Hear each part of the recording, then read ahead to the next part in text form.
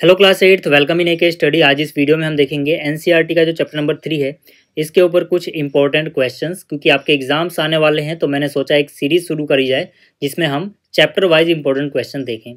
तो उसी में आज हम चैप्टर नंबर 3 के ऊपर इंपॉर्टेंट क्वेश्चन देखेंगे। बाकी जो चैप्टर्स हैं उनकी वीडियो भी जल्दी ही आ जाएंगी। चलिए शुरुआत करते हैं क्वेश्चन नंबर 1 से। इस क्वेश्चन में बोला गया है the number of diagonals in a polygon of n sides is. मतलब अगर अपने पास कोई पॉलीगन है जिसके जो साइड्स हैं वो n है, यानी कि n है नंबर ऑफ साइड्स, तो उसके डायगोनल्स कितने होंगे हमें ये बताना है। अपने पास 4 ऑप्शन है, ऑप्शन ए, बी, सी और डी। ठीक है, तो देखो यहाँ पे आपको याद रखना है कि यहाँ पर जो सही आंसर है वो क्या है, ऑप्शन सी। अगर किसी पॉलीगन के पास नंबर ऑफ साइड्स n है तो जो नंबर ऑफ डायगोनल आएंगे वो n इंटू में n-3 डिवाइड बाई 2 होंगे। ठीक है, ऑप्शन सी यहाँ पे करेक्ट है। तो ये जो फॉर्मूला है ये याद रखना बहुत ज़रूरी है, क्योंकि बहुत बार आपसे पूछ लिया जाता है कि पेंटागन में कितने डायगोनल्स होंगे, हेक्सागन में कितने डायगोनल्स होंगे, ऑक्टागन में कितने होंगे, है ना। तो वहाँ पे उनकी फिगर बना के काउंट करना ईजी नहीं होता। जैसे कि अगर नंबर ऑफ साइड कम है, मतलब जैसे क्वाड्रिलेटरल में पूछ लिया, तब तो यहाँ पे आप आसानी से बता दोगे एक ये एक, यानी 2 डायगोनल होंगे। लेकिन अगर पेंटागन में पूछ लिया, हेक्सागन में पूछ लिया, ऑक्टागन में पूछ लिया नंबर ऑफ डायगोनल्स बताओ, तब वहाँ पे आपको दिक्कत हो जाएगी। तो इसीलिए आप ये फॉर्मूला याद रखो। अगर पेंटागन में पूछा गया है तो वहाँ पे n की वैल्यू 5 रख दो, तो यहाँ पे 5 डिवाइड बाई 2। अगर हेक्सागन में पूछा गया तो वहाँ पे n की वैल्यू 6 रख दो, कैलकुलेट कर लो।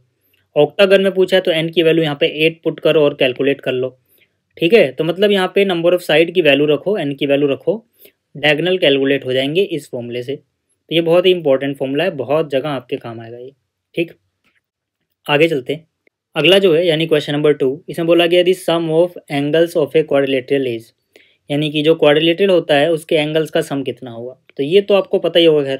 ठीक है, कितना होगा, 360। क्वाड्रिलेटरल के इंटरनल एंगल्स का सम कितना होता है, 360 होता है।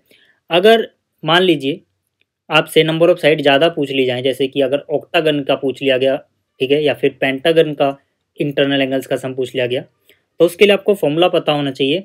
फॉर्मूला क्या है, फॉर्मूला है n-2 इंटू में 180। ठीक है, ये फॉर्मूला याद रखना, ये इंटरनल एंगल्स का सम देता है। ठीक है, तो अगर मान लीजिए पेंटागन का सम पूछ लिया तो n की जगह 5 रख दो, 5-2 इंटू में 180। अगर हेक्सागन पूछा है तो n की जगह 6 रख दो, ऑक्टागन पूछा है तो n की जगह 8 रख दो, है ना। तो इस तरह से आप इंटरनल एंगल के सम के लिए ये फॉर्मूला याद रखना। ठीक, चलिए अगला क्वेश्चन क्या है।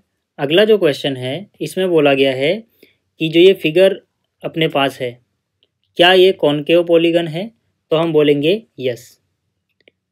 ठीक है, क्या पहचान होती है कॉनकेव और कॉन्वेक्स पॉलीगन की। देखो पहले कॉनकेव बता देता हूँ।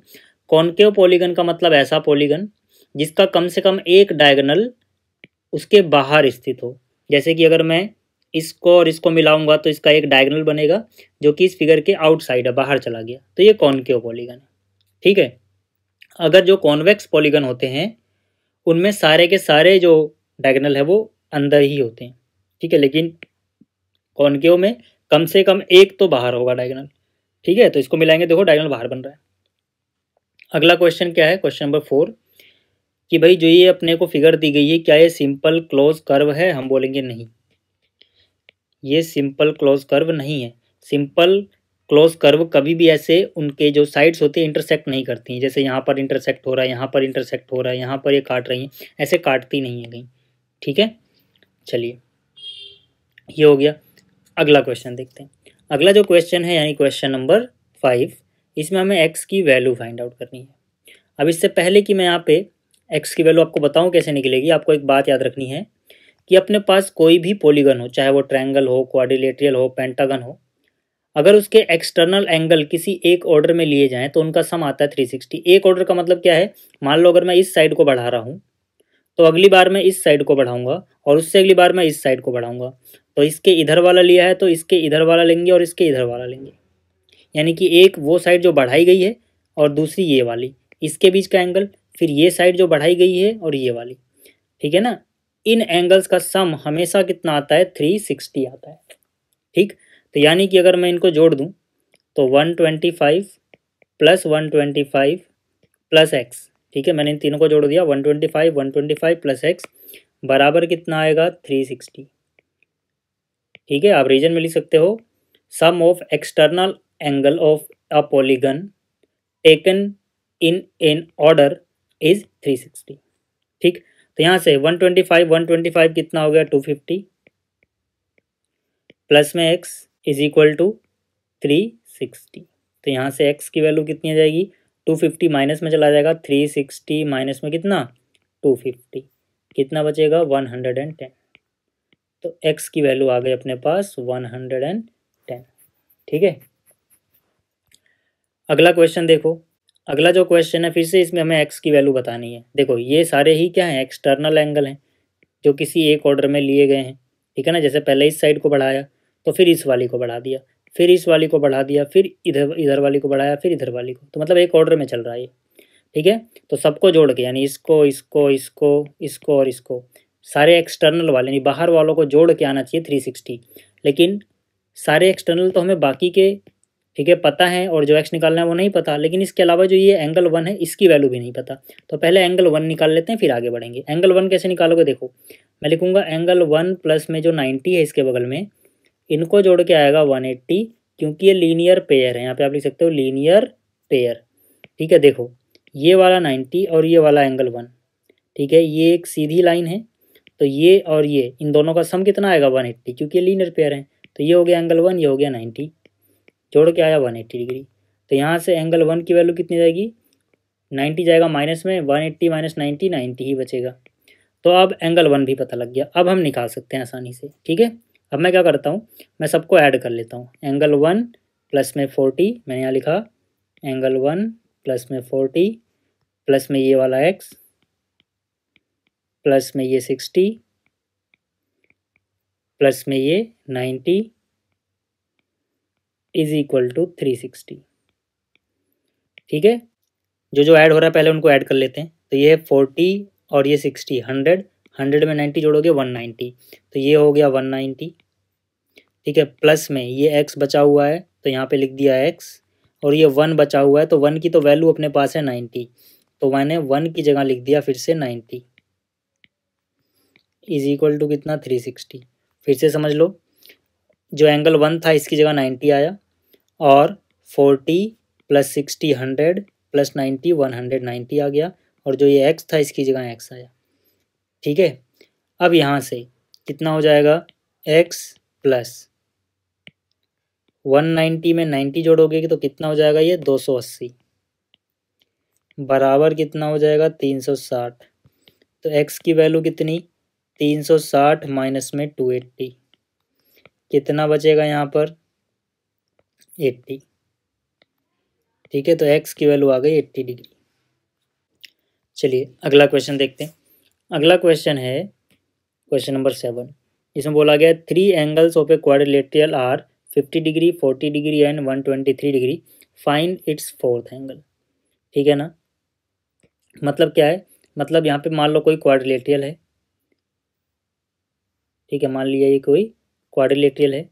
अब इसके 3 एंगल्स हमें बताए गए हैं। ठीक है, एक एंगल है 50 डिग्री तो मान लेते हैं चलो ये 50 डिग्री है, अगला है 40 तो मान लेते हैं ये 40 डिग्री है, अगला है 123 तो मान लेते हैं चलो ये 123 है। ये वाला एंगल हमें निकालना है, मान लेते हैं ये एक्स है, तो मैंने यहाँ पे लिखा लेट फोर्थ एंगल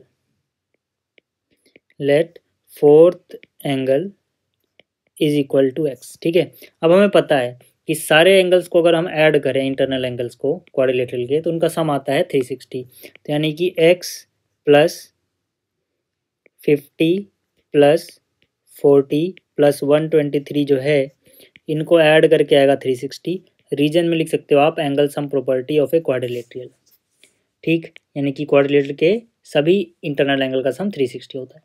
तो इनको जोड़ो, 50 और 40 कितना हो गया 90, 90 में 123 जोड़ना है, कितना हो जाएगा 213, यानी कि 213 इज इक्वल टू कितना हो गया 360।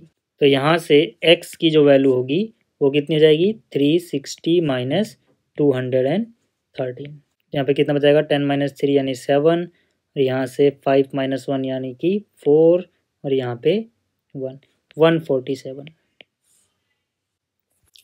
अब देखो जो क्वेश्चन नंबर 8 है, इसमें बोला गया है two adjacent angles of a parallelogram are in the ratio 4:5, find their measures. मतलब क्या कि अपने पास कोई पैरेललोग्राम है और इसके एडजेसेंट एंगल्स का रेशो 4:5 है। तो मान लेते हैं पैरेललोग्राम का नाम है ABCD। तो यहाँ मैंने लिखा ABCD, ठीक है। इसके एडजेसेंट एंगल का रेशो कितना दिया है 4:5। तो इसका कोई भी एडजेसेंट एंगल उठा लो, जैसे ए का एडजेसेंट बी भी होगा, ए का एडजेसेंट डी भी होगा, कोई भी उठा लो। मान लो मैंने ए और बी उठा लिया, तो यहाँ पे अपने को क्या दिया हुआ है A/B कितना 4:5 है ना, क्योंकि ये एडजेसेंट एंगल है। एडजेसेंट एंगल आप पहचानते हैं साथ वाले एंगल, जिनके बीच में एक साइड कॉमन हो, जैसे ए और बी के बीच में ये साइड कॉमन साइड है, ठीक। तो यहाँ पे अब हम मान लेंगे कि चलो मान लेते हैं लेट एंगल ए जो है ये 4x है एंड एंगल बी जो है ये 5x है, ठीक है ना। पहले यहाँ पे ए लिखा है, पहले यहाँ 4 लिखा है, तो ए 4x मान लेते हैं, फिर बी लिखा है, फिर 5 लिखा है, तो ये 5x मान लेते हैं, ठीक। तो सीधी सीधी बात क्या हो गई, ए हो गया 4x, बी कितना हो गया 5x। अब हमें पता है कि पैरेललोग्राम में एडजेसेंट एंगल का सम 180 होता है, ठीक है। तो यानी कि अगर मैं ए यानी कि जो 4x है और बी यानी कि जो 5x है इनको ऐड करूं तो ये मिलेगा मुझे 180 डिग्री, ठीक है। रीजन में आप लिख सकते हो sum of adjacent angle of a parallelogram is 180 degree. तो यहाँ से 4x + 5x 9x हो गया, इज इक्वल टू आ गया 180। तो x की वैल्यू कितनी हो जाएगी 180 डिवाइड बाई 9 यानी कि 20, ठीक है। 9 2 जा 80, 9 20 हो गया, x की वैल्यू 20 हो गई। हमसे सारे एंगल्स पूछे गए थे, ठीक है, ठीक है। और हमसे क्या बोला गया था कि जो एडजेसेंट एंगल है उनका मेजर बता दो। तो एक एंगल हमने ए माना था, वो कितना था 4x था, तो यानी कि 4 इंटू में 20, एक्स की वैल्यू 20 है देखो, तो 4 इंटू 20 यानी 80 डिग्री हो गया। दूसरा देखो यानी कि बी कितना था 5x था, तो यानी कि 5 इंटू एक्स यानी कि एक्स की वैल्यू 20 यानी 100 हो गया, ठीक है। बी कितना हो गया 100। अच्छा ए और बी पता लग गया, हालांकि यही दो पूछे गए थे, बट अगर बाकी भी बता सकते हो, जितना ए होगा उतना ही सी होगा, क्योंकि इसमें सामने सामने वाले एंगल बराबर होते हैं। तो अगर हमको सी निकालना होता तो सी भी कितना होता जितना ए है यानी कि 80, और अगर हमको डी निकालना होता तो डी किसके बराबर होता अपने सामने वाले यानी बी के, ठीक है। पैरेललोग्राम में अपोजिट एंगल भी बराबर होते हैं, हालांकि वो निकालने नहीं है। चलिए अगला क्वेश्चन देखते हैं। अब देखो जो क्वेश्चन नंबर 9 है, इसमें बोला गया है each interior angle of A polygon is 108 degree, find the number of sides of the polygon. मतलब कोई पॉलीगन है, उसका जो इंटीरियर एंगल है, हर एक इंटीरियर एंगल की वैल्यू है 108 डिग्री। हमें बतानी है कितनी साइड्स होंगी उस पॉलीगन में, ठीक है। तो कैसे निकालेंगे, देखो यहाँ पर आपको एक बात पता होनी चाहिए कि हम चाहें तो सिर्फ इंटीरियर एंगल के यूज से भी साइड निकाल सकते हैं, लेकिन वो तरीका लंबा पड़ेगा। एक्सटीरियर एंगल अगर हमें पता हो तो तरीका जल्दी हो जाता है, शॉर्ट होता है। तो यानी कि जब भी आपको इंटीरियर दिया हो तो आसान ये रहेगा कि पहले आप एक्सटीरियर निकाल लो, ठीक है। और आपको फॉर्मूला पता होना चाहिए कि इंटीरियर एंगल प्लस में एक्सटीरियर एंगल उसके साथ वाला, ठीक है, exterior angle is equal to होता है 180 डिग्री, क्योंकि ये लीनियर पेयर होते हैं। चाहे आप कोई भी पॉलीगन ले लो, ठीक है ना। पहले मैं समझा देता हूँ ये कैसे हुआ। जैसे अगर मान लो मैं ट्रायंगल की बात करता हूँ, ठीक है। अब जरूरी नहीं यहाँ पे आंसर ट्रायंगल हो, नहीं, मैं बस समझा रहा हूँ कि अगर मैं इंटीरियर और एक्सटीरियर को 180 लिख रहा हूँ जोड़ के, तो क्यों लिख रहा हूँ, ये बात मैं अभी समझा रहा हूँ, ठीक है। मान लो ट्रायंगल है, तो ट्रायंगल की कोई एक साइड ऐसे बढ़ा दो आगे। मान लो ट्रायंगल है और ट्रायंगल की आपने कोई साइड यहाँ से आगे बढ़ा दी, तो मान लो ट्रायंगल जो है इसकी आपने ये साइड बढ़ा दी, तो मान लो इस ट्रायंगल की ये साइड आपने ऐसे बढ़ा दी, तो इस एंगल को बोलेंगे एक्सटीरियर एंगल। इसको क्या बोलेंगे, एक्सटीरियर एंगल। और इसके साथ वाले इसको हम बोलेंगे इसके साथ वाला इंटीरियर एंगल, ठीक है। हालांकि इंटीरियर ये दोनों भी हैं, बट मैं किसकी बात कर रहा हूँ, मैं बात कर रहा हूँ जो साथ साथ वाले हैं, ठीक है ना। तो इन दोनों का सम हमेशा 180 होगा, क्यों, क्योंकि हमेशा लीनियर पेयर होंगे, हमेशा क्या होंगे, लीनियर पेयर होंगे। चाहे आप कोई और पॉलीगन ले लो, मान लो मैंने क्वाड्रिलेटरल ले लिया, तो अगर मैं इसको बढ़ाऊंगा तो ये होगा एक्सटीरियर एंगल, ये होगा इसके साथ वाला, ठीक है, इंटीरियर एंगल, ठीक है। हमेशा हमें इसके साथ वाला ही इंटीरियर लेना है, ठीक है। तो आप कह सकते हो कि हम इंटीरियर और एक्सटीरियर की जो बात कर रहे हैं एडजेसेंट वाले की बात कर रहे हैं, ठीक है। तो इनका सम हमेशा कितना आएगा 180। क्यों आएगा? क्योंकि हमेशा लीनियर पेयर बनाएंगे। ठीक है, तो यहाँ से देखो, अब अपने को एक बात पता है, क्या पता है कि इंटीरियर एंगल तो अपने पास 108 डिग्री का है, तो यहाँ पे लिख दिया 108 प्लस में जो भी ये एक्सटीरियर एंगल है वो आ गया 180। तो यहाँ से एक्सटीरियर एंगल की वैल्यू कितनी हो जाएगी? Exterior angle is equal to 180 minus में 108 यानी 72 डिग्री।